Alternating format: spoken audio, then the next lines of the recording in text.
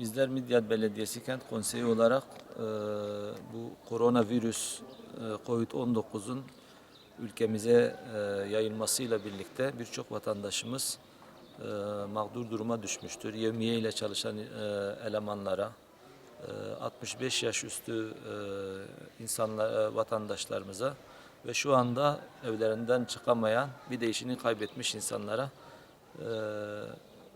bazı iş adamlarımızdan ve bizim de kendimiz bir katkıda bulunarak bu vatandaşlarımıza yaklaşık 500-600 haneye 150'şer liralık fişler dağıtmayı düşünüyoruz. Şu anda yaklaşık 2-3 gündür dağıtımına başladığımız 500-600 aileye ulaşmayı düşünüyoruz. Ve bu şekilde elimizden geldiği kadar özellikle işini kaybetmiş, yevmiye ile çalışan vatandaşlarımıza ulaşıp bu yardımlarımızı dağıtmaya çalışıyoruz.